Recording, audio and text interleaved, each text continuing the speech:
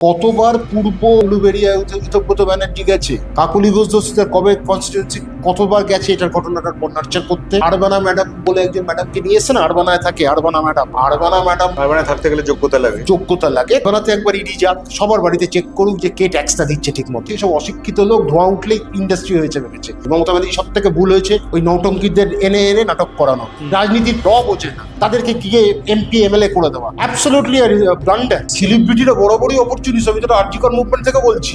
Tribals হচ্ছে না। মমতা ব্যানার্জিকে কর্পোরেট বিষয় ছাড়তে হবে, প্রয়োজন হলে আত্মীয় স্বজনকেও ছাড়তে হবে। মমতা বন্দ্যোপাধ্যায় তো প্যারালাইজড হয়ে শুয়ে থাকছে না, না তা নয়, শি ইজ কোয়াইট ফিট।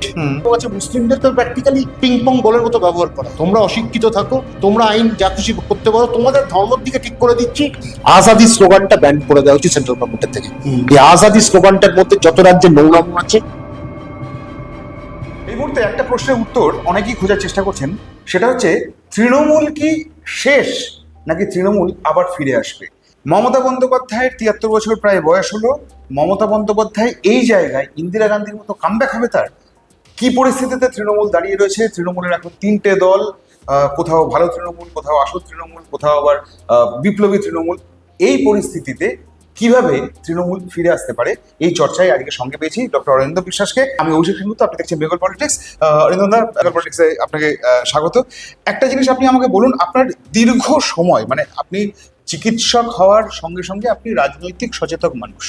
এই রাজনীতির আঙিনাতে আপনার ঘোরাফেরা একদম সাবলীল ঘোরাফেরা, একদম মানে মেসির মতন ঘোরাফেরা আপনি যাকে বলা যায় আর কি। তো এখান থেকে আপনার কি সত্যি মনে হচ্ছে মমতা বন্দ্যোপাধ্যায়ের কামব্যাক হবে? এটা নিয়ে কোনো সন্দেহ নেই, পলিটিক্সে কোনো কিন্তু এন্ড পয়েন্ট হয় না। দেখো মমতা মানে বন্দ্যোপাধ্যায় বয়সের পরেও আপনি বলছেন, যেখানে অনেকেই বলছেন যে এই বয়সটা ফ্যাক্টর। মমতা বন্দ্যোপাধ্যায় তো প্যারালাইজড হয়ে শুয়ে থাকছে না, না তা নয়, she is quite fit, she is quite hale and hearty. বয়সটা হয়েছে তার হয়তো ৭২ বছর বা ৭১ বছর, বটে। হ্যাঁ, বয়সের একটা ব্যাপার আছে, কিন্তু মমতা বন্দ্যোপাধ্যায় তো ভালোভাবেই আছেন স্বাস্থ্য নিরিখে। তাকে তো ছুটে ছুটে গ্রামে যাওয়ার দরকার নেই। গ্রামের মানুষ তাকে চেনে, গ্রামের মানুষ তাকে জানে। কিন্তু কি, মমতা বন্দ্যোপাধ্যায়ের কিছু বোঝার ভুল হয়েছিল। বোঝার ভুল, মানুষের যে পারসেপশনটা সেটা বুঝতে ভুল হয়েছিল। সেই জায়গাটা মমতা বন্দ্যোপাধ্যায় একটা জায়গায় সেটব্যাক হয়েছে, এটা তো অস্বীকার করার নেই। কিন্তু মমতা বন্দ্যোপাধ্যায় ফিরতে পারবে না এটা কোনো কথা নয়।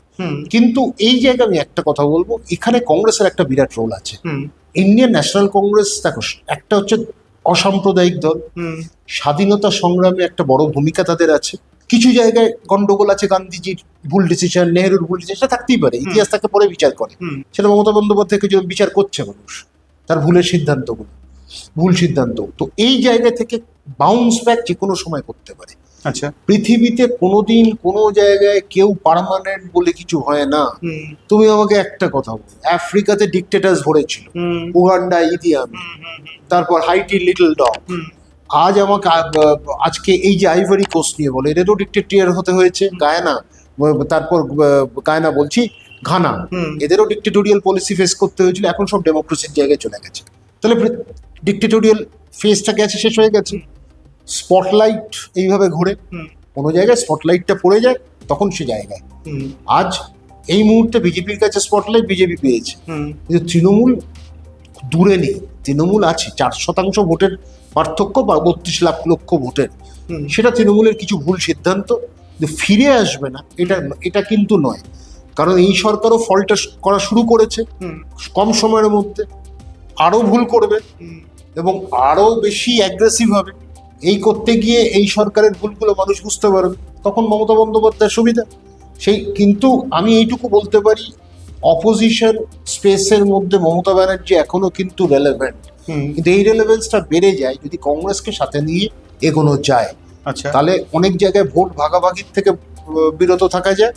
তার সাথে একটা দল with a nationalistic fervour, local আর ন্যাশনাল দুটো মিলিয়ে যদি একসাথে লড়া যায়, তাহলে আমার মনে হয় বাংলার উন্নতির ক্ষেত্রে, বাঙালির উন্নতির ক্ষেত্রে সেটা লাভবান।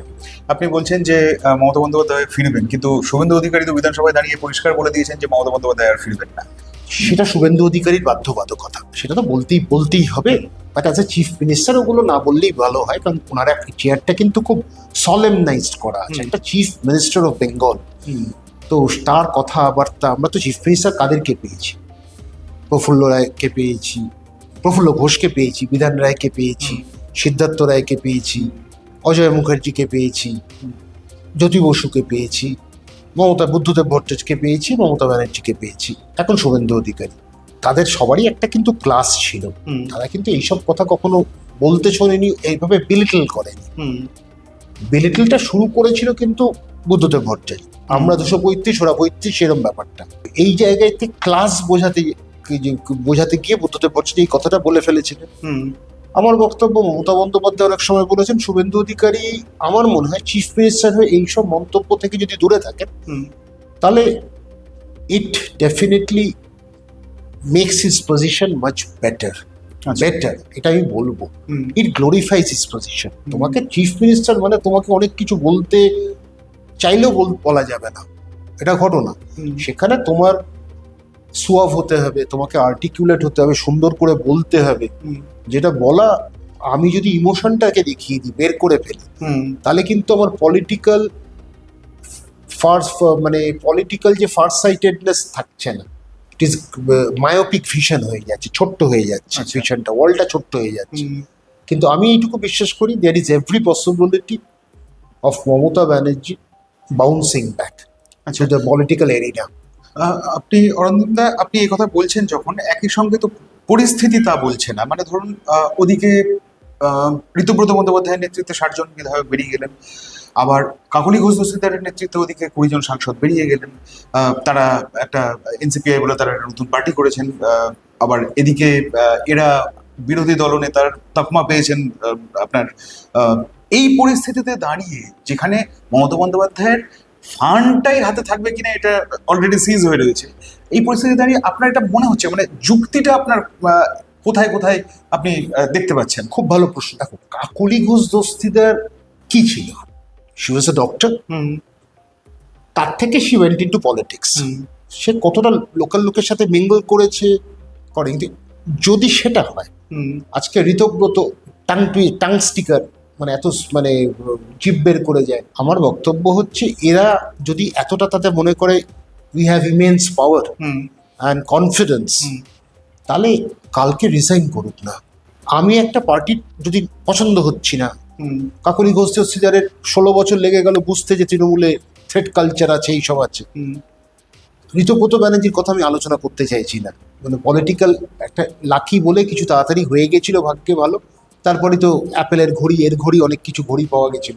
আমার একটা বক্তব্য হচ্ছে, এই জায়গাতে থেকে তারা কালকে রিজাইন করে তারা ওই কনফিডেন্সটা দেখাক যে I am going to contest again, আমি লোককে ফেস করব। লোক পালিয়ে যাচ্ছি কেন? কতবার পূর্ব উলুবেড়িয়ায় ঋতব্রত ব্যানার্জি গেছে, কাকলি ঘোষ দস্তিদার কবে কনস্টিটিউয়েন্সি কতবার গেছে এটার ঘটনাটার নার্চার করতে। লোকে ওখানে ডিম, আলুর ছোকলা সব ছুটতে শুরু করবে এই বেইমানিটা দেখে। তুমি মানুষের ইচ্ছের বিরুদ্ধে গেছো, বিক্রি হয়ে গেছো, ওই অজিত সিং এর মতো, চরণ সিং এর ছেলের মতো, খালি ভোট বিক্রি হয়ে যেত, দল বদল করতো। তো এইসব বিক্রি যারা হয়ে গেছে তাদেরকে সাথে তুমি তুলনা করতে পারবে না। মমতা ব্যানার্জি ভোটটা কে দেবে? সাধারণ মানুষ। ভোটটা কে দেবে? তা যারা খাটবে কে? সাধারণ যে কর্মীরা, তারা যদি একত্রিত হয়, কারুর ক্ষমতা নেই সেটা আটকানোর, তখন মমতা বন্দ্যোপাধ্যায় ফিরে আসা, এবং মমতা বন্দ্যোপাধ্যায় মানুষের মধ্যে, মমতা বন্দ্যোপাধ্যায় সেটা আছে, এখনো আছে, থাকবেও। মানে সেই ইমোশনটা মমতা বন্দ্যোপাধ্যায় রয়েছে। এখন মমতা বন্দ্যোপাধ্যায়ের অন্ধ স্নেহ তার নিজের আত্মীয় স্বজনকে প্রমোট করতে গিয়ে কিছু কর্পোরেট কালচার এনেছেন, আর কিছু চোর জোচ্চোরকে ঢুকিয়েছিলেন, এটা তো অস্বীকার করার নেই। আজকে একজন কাউন্সিলরের বাড়ি, পাটুলির কাউন্সিলর, তার বাড়ির ভ্যালুয়েশন হচ্ছে 60 কোটি টাকা। 10 বছরে সে এত চুরি করলো। তারপর আরবানা ম্যাডাম বলে একজন ম্যাডামকে নিয়েছে না, আরবানায় থাকে আরবানা ম্যাডাম। তো আরবানা ম্যাডাম, আরবানায় থাকতে গেলে যোগ্যতা লাগে। তার মানে ওই আরবানা ম্যাডাম জানতেন না যে ওনার অনেকদিন আগে আনন্দ বলে একটা সিনেমায় সুমিতা সান্যাল অ্যাক্টিং করেছিলেন, পিঙ্কে অমিতাভ বচ্চনের সাথে মমতা শঙ্কর ছিলেন, একমাত্র উনি ছিলেন। সব গল্প বললে হবে? মৌসুমী চ্যাটার্জি ছিলেন। হ্যাঁ, ঘটনাটা হচ্ছে আরবানা ম্যাডাম জানতেন না। আরবানায় থাকতে গেলে আরে আরবানায় তো, এটাও ঘটনা। আমার বক্তব্য, যদি আরবানাতে থাকতে হয়, সব থাকতে হয়, আরবানাতে একবার ইডি যাক, সবার বাড়িতে চেক করুক যে কে ট্যাক্সটা দিচ্ছে ঠিক মতো। তারপর চুরি চাওয়ারি না করলে, ট্যাক্স ফাঁকি না দিলে তুই বড় বাড়িতে থাকতে পারবে না। ভাই, বাংলায় বলে দিলাম, অরিন্দম বিশ্বাস স্ট্রেট কথা বলে, সবার সামনে বলে দিলাম, ট্যাক্স যদি তুমি ফাঁকি না দাও, তোমার উকিল লাগবে, সবার উকিল থাকছে, তোমার উকিল শিখিয়ে দিচ্ছে কিভাবে ট্যাক্সটা ফাঁকি দিতে হয়, তোমার বড় বড় উকিল রাখছো ট্যাক্স, তারা তোমার হয়ে লড়ে দিচ্ছে। ট্যাক্স ফাঁকি না দিলে ভারতবর্ষে 30% বা 10% ট্যাক্স দিও তুমি কিন্তু বিরাট করতে। ভাই আমি তো বড় গাড়ি কিনতে পারি, আমার ক্ষমতাই নেই, আমি ক্লাবের মেম্বারশিপ হতে পারিনি, আমার ক্ষমতা নেই, 15 লাখ টাকা আমার নেই যে আমি কি একটা বড় ক্লাবের মেম্বার হব। আপনি কলকাতা শহরের প্রথম সারির চিকিৎসক হয়ে না, পারেননি সেটা? হ্যাঁ, আমি খুব কম ফিজে দেখি লোককে, আমার ফিজ যথেষ্ট কম, আমি এটা পরিষ্কার বলি, আমার সেই ক্ষমতাটা নেই, তারপর আমাকে ট্যাক্সটা দিতে হয়। তো একটা কথা আরবানা নিয়ে কথা বলেছো, তো আমি এটা নিয়ে আরবানা নিয়ে বলছি। এবার ট্যাক্সটা যদি যারা প্রত্যেক লোক ট্যাক্স ফাঁকি না দিলে, তুমি এইসব বড় বড় জায়গায় বিরাট বড় লোক না হলে, কিন্তু আরবানা ম্যাডাম কত বড় অ্যাক্ট্রেস আমি জানি না, কিন্তু আরবানা ম্যাডাম এসব কার সাথে তুলনা করলেন? আরবানায় থাকেন আর গড়িয়াহাটের কাজ থাকে, কি ভেবেছেন? হ্যাঁ, মানুষকে বেলিটিল করছেন, মানুষকে তুমি এইভাবে ডিমিন করছো, মানুষের মানে আমার বক্তব্য হচ্ছে এইসব মানুষকে না ভালো করে ট্রিটমেন্ট দেওয়া উচিত, মানসিক ট্রিটমেন্ট দেওয়া উচিত। তুমি মানুষকে কিভাবে, তুমি এমপি হয়ে গেছিলে, তুমি কি তুমি তো গ্যালন কিসব দেখেছো, টন কিসব দেখেছো, তো আমার কুইন্টাল কোটটা তাই ছিল, সেই ছিল কুইন্টাল। আমার বক্তব্য হচ্ছে এইসব অশিক্ষিত লোক ধোঁয়া উঠলেই ইন্ডাস্ট্রি হয়েছে ভেবেছে, এটা মমতা ব্যানার্জির দোষ। এই চিলিপিটি যে দেখো, আমি প্রথম থেকে একটা কথা অভিষেক, আমি খুব স্ট্রেট কাট বলি, মমতা ব্যানার্জি সব থেকে ভুল হয়েছে ওই নৌটঙ্কিদের এনে নাটক করানো। আমার বক্তব্য হচ্ছে এই রূপলি পর্দার মানুষগুলোকে আনাটাই মমতা ব্যানার্জি বলেছে, কারণ এরা ধান্দাবাজ, এদের পলিটিক্সটা সেকেন্ডারি, এদের মুখটা ব্যবহার করা হয়েছে। 33% নাকি অ্যাটেন্ডেন্স হয় তাদের, 40% অ্যাটেন্ডেন্স হয়, রাজনীতির বোঝে না, তাদেরকে গিয়ে এমপি এমএলএ করে দেওয়া absolutely blunder on the part of Mamata Banerjee, এটা নিয়ে কোনো সন্দেহ নেই, এটা ভুল হয়েছে, আমি তো পরিষ্কার বলছি। সেখানে সেই জন্য আরবানা ম্যাডাম আসবেন, সায়নী ম্যাডাম আসবেন, শিবলিঙ্গ ম্যাডাম আসবেন, এরকম প্রচুর ম্যাডাম আসবেন, কিন্তু আজকে মমতা ব্যানার্জি কিন্তু ফিরে আসতে পারেন, এদেরকে বাদ দিতে হবে, এই লোকগুলোকে মানে একেবারে বিদায় করে সাধারণ পলিটিক্যাল লোককে পলিটিক্সকে করো। অসিত মজুমদার, তুমি চুচড়ায় দেখো, খেলোয়াড় পালিয়ে গেছে, খেলোয়াড় মাঠে নেই, গোলপোস্টের পেছনে আছে, গোলপোস্টের সামনে নেই, সেখানে কিন্তু ওই বয়স্ক মানুষটা কিন্তু লড়ে যাচ্ছে, জেল খেটেও লড়ে যাচ্ছে। এরা হচ্ছে ট্রু পলিটিশিয়ান, যারা টাইম দিচ্ছে। তোমাকে একটা ঘটনা বলি, ইলেকশনটা ছিল 1996, তখন আমরা ইন্টার্নশিপ শুরু করেছি ডাক্তারি পাস করে, তখন কংগ্রেস সেবার প্রায় 92টা সিট পেয়েছিল, তখন মমতা ব্যানার্জি তৃণমূল তৈরি হয়নি, সেবার দুজন হেরে যায়, এক হচ্ছে অনুপ কুমার, যেটা এখন অতীন ঘোষের জায়গা ছিল, আচ্ছা হ্যাঁ, সেটাতে অরূপ কুমার দাঁড়িয়েছিল, কিন্তু কংগ্রেসে কার কাছে হেরেছিল আমার ঠিক মনে নেই, ওটাতে কংগ্রেস যেতে। আর তখন বিদ্যাসাগর বলে একটা কনস্টিটিউয়েন্সি ছিল, যেটা সেখান থেকে সেবার তাপস রাজিতে ছিল, ওটা নর্থ ক্যালকাটার, এখন তো চেঞ্জ হয়েছে না, অনেক কিছু বদলে গেছে ডিলিমিটেশন হওয়ার পর, সেখান থেকে তাপস রায় হারিয়েছিল ডক্টর আবিরলাল মুখার্জিকে। আচ্ছা, তার পরের দিন আনন্দবাজারে একটা খুব সুন্দর স্টেটমেন্ট করেছিলেন বিভাস চক্রবর্তী, নামকরা নাট্যকার, নাট্য ব্যক্তিত্ব, যে কেন আবিরলাল মুখার্জি আর অনুপ কুমাররা যায়। আজকে অনুপ কুমার শুটিং এর থেকে বেরিয়ে গিয়ে ঝামেলা মেটাতে পারবেন তো লোকাল এরিয়ায়, বা আবিরলাল মুখার্জি অপারেশন থিয়েটার থেকে বেরিয়ে গিয়ে ঝামেলা মেটাতে পারবেন তো? তাপস রায় তো সারাদিন রয়েছেন রাজনীতি করার জন্য। এটা খুব সুন্দর বলেছিলেন বিভাস চক্রবর্তী। তো ঘটনাটা হচ্ছে, তারা সিনেমা লাইনে রয়েছে, ওখানে একটা বড় টাকা, পার্লামেন্ট টাকা দিচ্ছে, ঠিক কথা, সুবিধা দিচ্ছে, এই দুটোই নিয়ে গিয়ে এই ভুলটা করেছে। তো এই জন্য আরবানা ম্যাডাম তৈরি হয়েছে। আপনি কি বলবেন, এই রচনা ব্যানার্জি, আপনি সায়নী ঘোষ, আপনি দেব, আপনি এই পুলটাকে নিয়ে তো বলছেন, মানে এরা কি বেসিক্যালি অপরচুনিস্ট, মানে সুযোগ নেওয়ার জন্য? সেলিব্রিটিরা বড়ই অপরচুনিস্ট। আমি তো আরজিকর মুভমেন্ট থেকে বলছি, ক্যারোলিনারা রাস্তায় নেমে গেল কেন? ফুটেজ তারপরে হয়নি, আর একটা দূরে, অনেক দূরে, কারণ সেখানে ওয়েস্টার্ন টয়লেটটা পাবে না, রাস্তাটা পরিষ্কার পাবে না, এসি গাড়ি গিয়ে খারাপ হয়ে যাবে, তাই জন্য তারা যায়নি। আরজিকরের ব্যাপারটাতে খুব সুন্দর দ্য ওয়ারে একটা এসেছিল, যে যখনই এটা ক্লাসি হয়ে যায় তখন আমরা আলোচনা করি। ট্রাইবালসরা হচ্ছে না, প্রত্যেক দিন হচ্ছে। আজকে ভারতবর্ষে অরিজিনাল কারা? ট্রাইবালসরা, বাকিরা সব বহিরাগত, কিন্তু এটা কিন্তু ফ্যাক্ট। আমরা সব মানে ট্রাইবালসরা এখানকার অরিজিনাল, তারা ইতিহাস তাই বলে। মার্কেন্ডি কার্যুর একটা বই আছে এটা নিয়ে লেখা। আরেকটা কথা তুমি খুব ভালো করে মন দিয়ে ওইটা দেখো, আজ ট্রাইবালসরা নিজের ধর্মটা এখনো পায়নি, সারনা যেটা ওদের ধর্ম, জল জঙ্গল জমিন, এই তিনটা নিয়ে তো ওদের ধর্ম।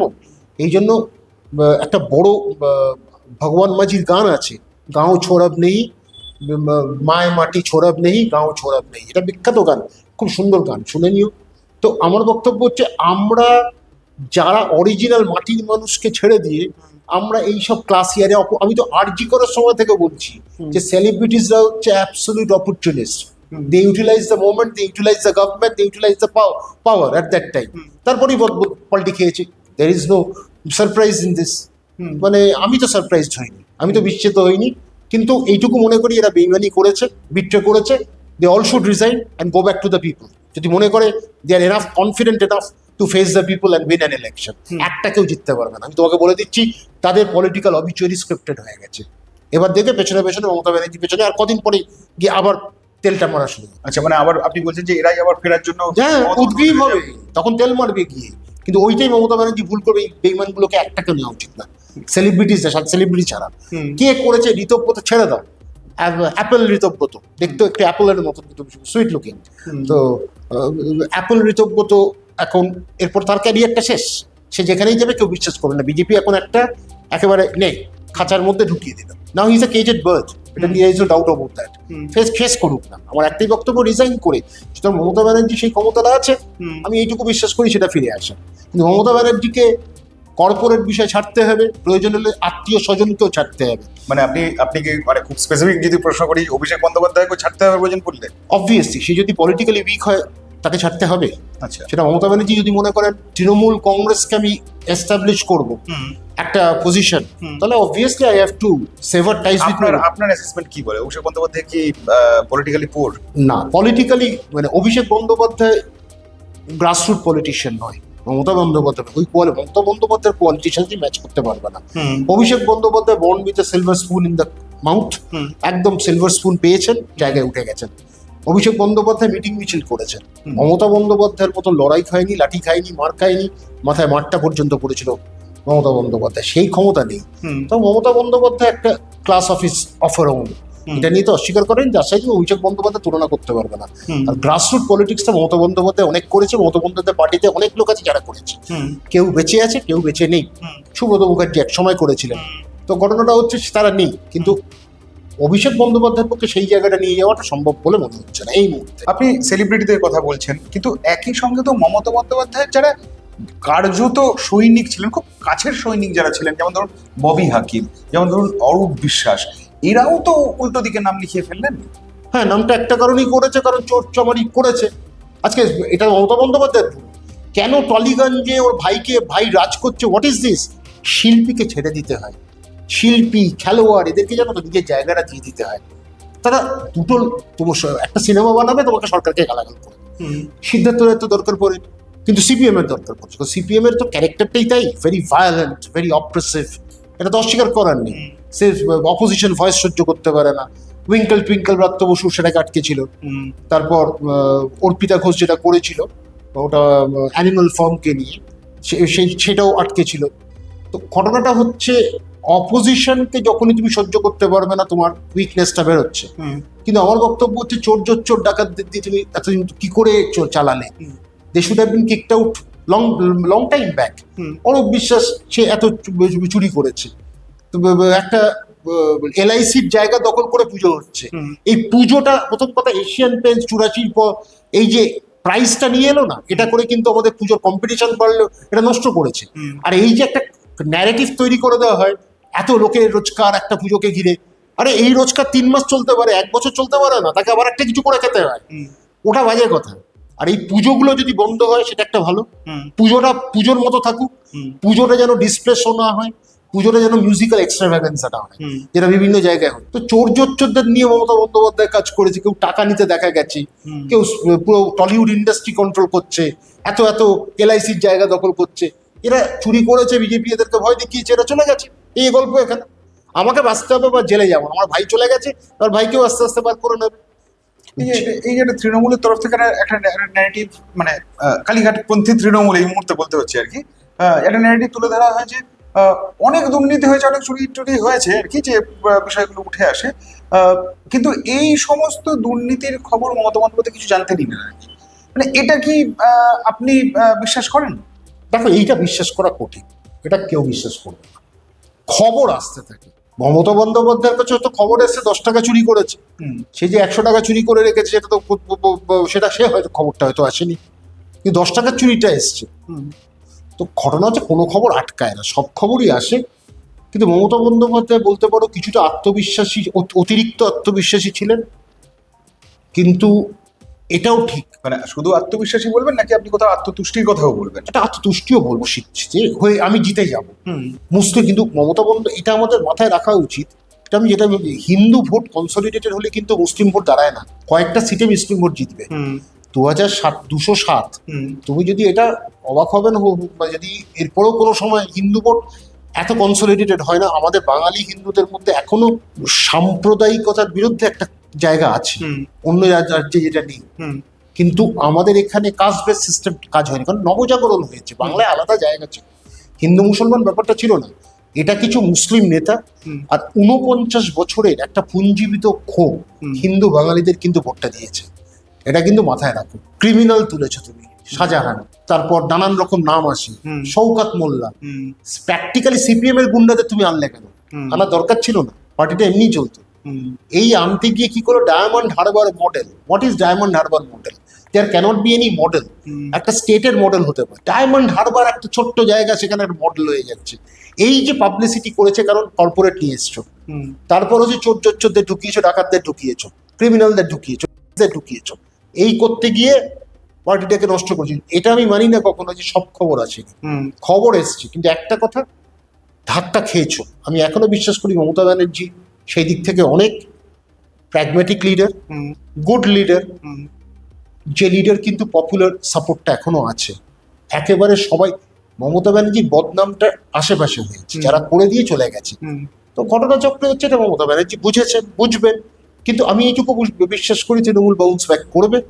যদি কংগ্রেসের সাথে হাতটা মেলায়, আমার মনে হয় আরো বেটার হবে সেটা। আচ্ছা, এই সামনে 21শে জুলাই রয়েছে, যদিও এখন ভিক্টোরিয়া হাউসের উল্টো দিকে 21শে জুলাই পালন করার কোনো জায়গা নেই। ইতিমধ্যে আপনি তো খবর শুনেইছেন যে 163 ধারা জারি করা হয়েছে। এই পরিস্থিতিতে আপনার কি মনে হয় যে 21শে জুলাই যদি মমতা বন্দ্যোপাধ্যায় পালন করেন, তাহলে এই যে আপনি কামব্যাকের যে তত্ত্বটা আপনি বলছেন, সেই দিন থেকে এটা বেসিক্যালি শুরু হয়ে যাবে?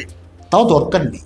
মমতা বন্দ্যোপাধ্যায় যে ইস্যুগুলো নিয়ে কথা বলছেন, সামনে আসছে, তা 21শে জুলাই একটা অকেশন, একটা করে অকেশন থাকে, তো এই অকেশনটা ডেফিনেটলি বলতে পারো সেই জায়গায় মমতা ব্যানার্জি লোকজন আসবে, কারণ সেইটা ভেতরে ভেতরে মানুষের মধ্যে আছে, ওইটুকু শ্রদ্ধা এখনো আছে মমতা বন্দ্যোপাধ্যায়ের পক্ষে ব্যাপারে আছে। সুতরাং মমতা বন্দ্যোপাধ্যায় চলে আসবে, এটাই বিশ্বাস করি, মানুষ চলে আসবে।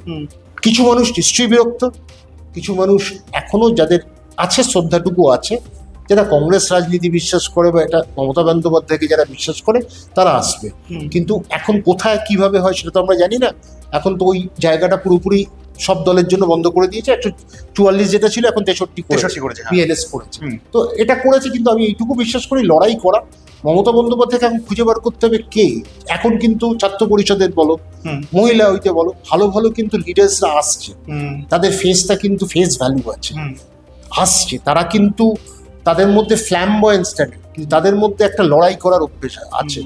আমি দেখছিলাম কিছু কিছু মহিলা, কিছু কিছু পুরুষ, কিছু কিছু যুবক, কিছু কিছু যুবতী, কিছু কিছু ছাত্র, কিছু ছাত্রী, তাদের কিন্তু ধান্দাবাজি রাজনীতি করতে তারা আসেনি, কিন্তু লড়াই করতে এসছে। কিন্তু মমতা বন্দ্যোপাধ্যায়কে পরিষ্কার কথা, কিছু বুড়ো ভামকে সরাতে হবে 1 নম্বর, 2 নম্বর চোর ডাকাত বের করে দিতে হবে। চিলিপিটিদের তো বের করে দাওই, কিন্তু ওই চোর ডাকাত এদেরকে যেন বার করে, এটা একদম পরিষ্কার কথা। নয়তো মমতা বন্দ্যোপাধ্যায় কিন্তু বিপদে পড়বে। দরকার নেই চোর ডাকাতদের নামা, দরকার নেই চিলিপিটিদের, এমনি মানুষ বিভিন্ন প্রফেশন থেকে নিক, কিন্তু মমতা বন্দ্যোপাধ্যায়কেও কিন্তু সেন্সিটিভ হতে হবে লোকের কথা শুনতে। ডিক্টেটোরিয়াল পলিসি কোথাও চলে না, আমি আবার বলে দিচ্ছি তোমাকে, কেউ পারেনি কোনোদিন করতে, পৃথিবীতে হয়নি। তাহলে তো সারা দেশে ডিক্টেটোরিয়াল হতো। কোথায়? সাদাম হোসেনকেও ফাঁসির কাটে ঝুলতে হয়েছিল। তো ডিক্টেটোরিয়াল ব্যাপার, ডেমোক্রেসি কিন্তু যেটা এখন বর্তমান সরকারকেও বুঝতে হবে যে ডেমোক্রেসি স্পেস দিতে হবে, না দিলে কিন্তু বিপদ আছে। চিরজীবন কোনো দল থাকে না। আপনি বর্তমান সরকারের প্রসঙ্গ এলেন, তাই সেই কারণে আপনাকে এই প্রশ্নটা না করে আমি পারছি না। 1.5 মাস পার হলো, নতুন বাজেট ঘোষণা হলো, বিজেপির এই 1.5 মাস আপনি কিভাবে মূল্যায়ন করেন? সত্যি কথা, একটা 6 মাস দেওয়া উচিত একটা কুলিং অফ পিরিয়ডকে। এত বেশি ক্রিটিক হওয়ার উচিত নয়, শার্প ক্রিটিসিজমও দরকার নেই, কিন্তু একটা দুটো জায়গায় আপত্তি, সেটা হচ্ছে বুলডোজার। আমার বক্তব্য হচ্ছে আরেকটু সময় দিলে পারতো, 3 মাস আরেকটু সময় দিক, এত তাড়াতাড়ি সবকিছু করে ফেলবো, এটা খালি করে ফেলবো, একটু যেন দে আর গোয়িং ওভারবোর্ড, ওভার জিয়ালাস হয়ে যাচ্ছে, সেটা কিন্তু আমার মনে হয় দ্যাট শুড বি স্টপড। একটু রেস্ট্রেইন দরকার। কিন্তু এবার এটাও ঘটনা, তপসিয়াতে গেলে সেখানে কার এমএলএ বোঝাপড়া করে ফেললে, তারপর তপসিয়াতে আর বুলডোজিং নেই, ইলিগাল বিল্ডিংস ভেঙে ভালো। আমার পরিষ্কার বক্তব্য, দেখো আমি একটা বাঙালি জাতীয়তাবাদী আন্দোলন করি, জাতীয় বাংলা পরিষদের আমি সভাপতি, কিন্তু একটা কথা আমি পরিষ্কার মনে করি যে এইটুকু জায়গায় বুঝি যে আজকে বাঙালির জন্য কিছু করতে হবে, কিন্তু বাঙালির হাতের মুঠে তোমার তো কাজ দিয়ে দেবে না, বাঙালিকেও ঘুম থেকে উঠতে হবে, কাজ করতে হবে, তা না হলে অন্য রাজ্যের লোক এসে নিয়ে নেবে তোমার কাজ। এইটুকু সব বাঙালিকে দিতে হবে, চিৎকার করে লাভ নেই। বাস্তবটা, একটা বাড়িতে কোনো কাজের লোক সে যদি অবাঙালি হয়ে বেশি কাজ করে, অবভিয়াসলি তাকে লোকে প্রাধান্য দেবে। আমি তাকে গাইড জোরে বলতে পারি না ওখানে বাঙালি নিতে হবে, এইটা কাজ তোমাকে বাঙালিকেও করতে হবে, বাঙালিকে উঠে আসতে হবে। ওই খালি মানে অবাঙালি খেদাও বললে হবে না, জায়গা মানে সারা ভারতবর্ষে অনেক জায়গায় বাঙালিরা আছে। বিহারেও আজকে নেতাজি নিয়ে তারা আজকে একটা বড় মিউজিয়াম করেছে, তো গালাগাল দিলে হবে না। বিভিন্ন জায়গায় বাঙালিরা কাজ করছে, বাঙালিরা, আমাদের এখানে বাঙালিকে উঠতে হবে, কাজ করতে হবে। কিন্তু একই সাথে একটা কথা তোমাকে যেটা বলছি, আমি যদি ওভারবোর্ড চলে যাই, ইন্ডাস্ট্রি দরকার, বাংলায় দরকার ইন্ডাস্ট্রি। আজকে আমরা মল তৈরি করছি, এই উষা কোম্পানি, তোমার তখন জন্ম হয়নি। আমরা ছোট তখন দেখতাম, মানে আমার মামার বাড়ি, আমার মাসির বাড়ি ওই দিকটা ছিল বলে, গাড়ি করে যখন যেতাম, সাইকেল নিয়ে কোম্পানি থেকে বেরোতো, সেই উষা কোম্পানির জায়গায় সাউথ সিটি মল হয়েছে। আর যে যতজন কর্মী ছিল তার হাফও এখন সাউথ সিটি মলে কাজ করে না। আর আমার বক্তব্য হচ্ছে, মলে যাচ্ছ কি সব ডিসপ্লে দেখতে, ঠিক আছে, এই ম্যানুফ্যাকচারিং গুলো আমরা বাংলায় করতে পারি না। এইখানে সবচেয়ে বাজে কাজটা 68 সাল থেকেই, আমি আমার আসলে মনে হয় যে বয়ের জায়গায় ভয় এসে যায়, ভামেরা এটাই শেষ করে দিয়ে গেছে, ইন্ডাস্ট্রিটাকে শেষ করে দিয়ে গেছে। আজকে তুমি আমাকে বলো তুমি ক্রিকেট খেলেছো, তুমি ফুটবল খেলেছো, ওই ক্রিকেট ব্যাটটা আমরা বানাতে পারি না? ওই উইলোটা কাশ্মীর থেকে এনে তো আমরা এখানে ম্যানুফ্যাকচার করতে পারি, আমরা এখানে একটা ব্র্যান্ড দিয়ে বার করতে পারি। সেটা কেন ক্রিকেট বলটা করতে পারি, উইকেটটা করতে পারি, সেটা আমরা কেন বিডিএম এর উপর নির্ভর করব? আমরা সানি টনি এক সময় ছিল, আমরা কেন ইংলিশ বিলো, আমরা তো এসে এখানে কালেক্ট করে ম্যানুফ্যাকচারটা আমরা করতে পারতাম। খেলাধুলার লাইনেই বলছি, ফুটবলটা করতে পারতাম, একটা বল তৈরি করতে পারতাম, খেলার কিটগুলো, এটা করতে পারি না আমরা, কেন করতে পারছি না? We are failing. এই ম্যানুফ্যাকচারিংটাই তোমাদের দরকার। মেটিয়া বুঝে ধরে রেখেছে, তাও কিছুটা ম্যানুফ্যাকচারিং আছে, কারণ কিন্তু আরো বড় করে এটা আনতে হবে, যাতে ইন্ডাস্ট্রিয়াস হই আমরা। এক তো লেবোরিয়াস ইন্ডাস্ট্রিয়াস হতে হবে, আর ইন্ডাস্ট্রিকে প্রমোট করতে গেলে we have to go fur beyond. কিন্তু এই ভামেরা কিছু নেতা ছিল, এরা কোম্পানিগুলোকে বন্ধ করেছে মিলিটেন্ট ট্রেড ইউনিয়নিজমের জন্য। এই করতে গিয়ে আমরা নষ্ট হয়েছি। ওখানে বাঙালি করে লাভ নেই। আমাকে স্টেটটাকে ডেভেলপ করতে গেলে আমাকে সবাইকে লাগবে, উই নিড এভরিবডি, সবাইকে এখানে এক্সটেন্ড করতে হবে। আর যে কারণে দেখো, একটা কথা তুমি যেটা বলছো, বিজেপি সব থেকে বড় সুবিধাটা নিয়েছে 49 বছরের বাঙালি হিন্দুদের ক্ষোভ। তুমি রাজাবাজারে যাচ্ছ, হেলমেট না নিয়ে বেরিয়ে যাচ্ছ, একদিকে তোমার মুখে মুখে পান, তো আর স্কুটার নিয়ে বেরিয়ে গেলে পুলিশের সামনে, আর রুবির মোড়ে এসে পুলিশ তোমাকে 500 টাকার ফাইন করছে, লোকে বিরক্ত হবেই। এই পুঞ্জীভূত রাগ।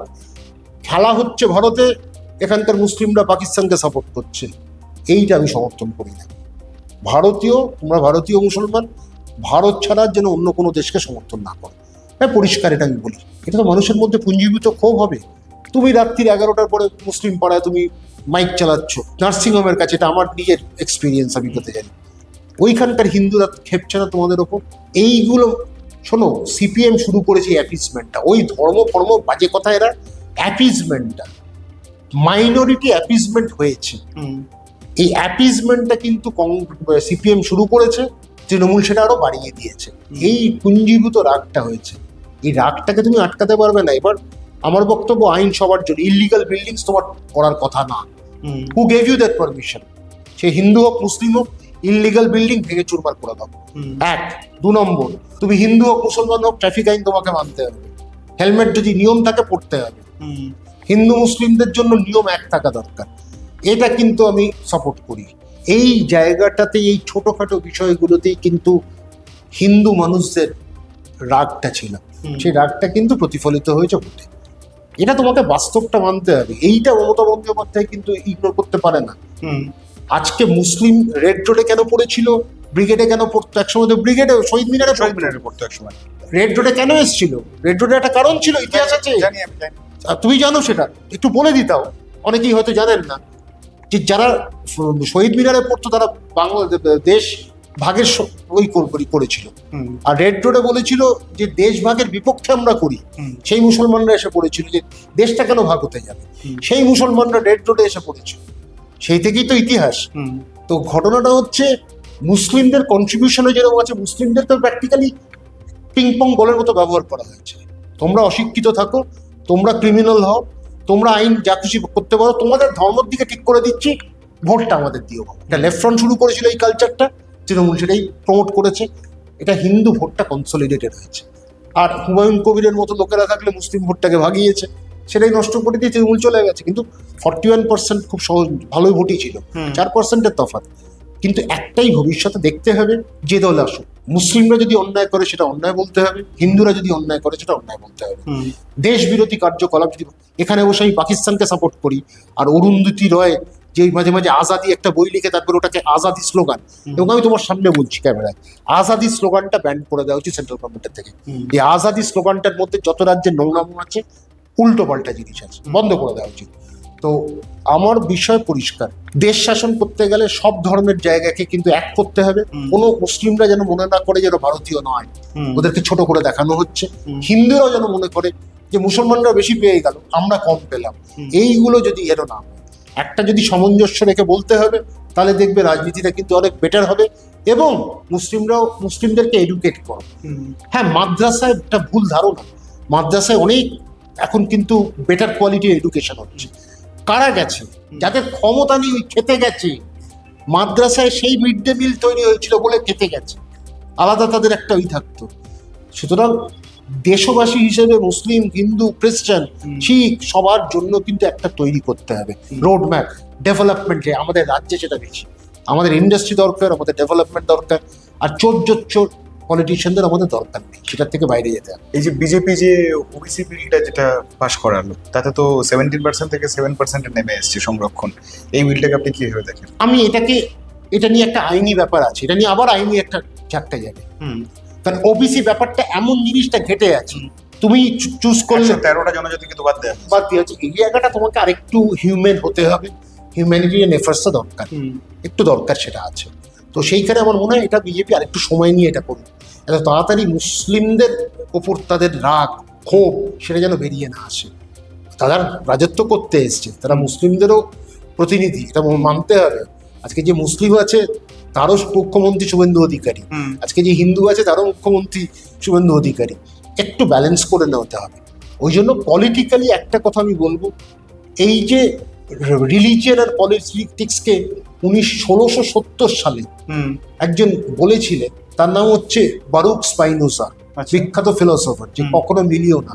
তার একটা বই ছিল, যে বইটাকে তার ছদ্মনামে বার করতে হয়েছিল, তখন ওই সময় খ্রিস্টানদের পাওয়ার সাংঘাতিক, তাকে মেরে ফেলতো যদি পালিয়ে না বেড়াতো। তো এটা সেই সময়কার কথা সে বলে গেছে স্পাইনোজা, আজও সেটা কিন্তু রেলেভেন্ট।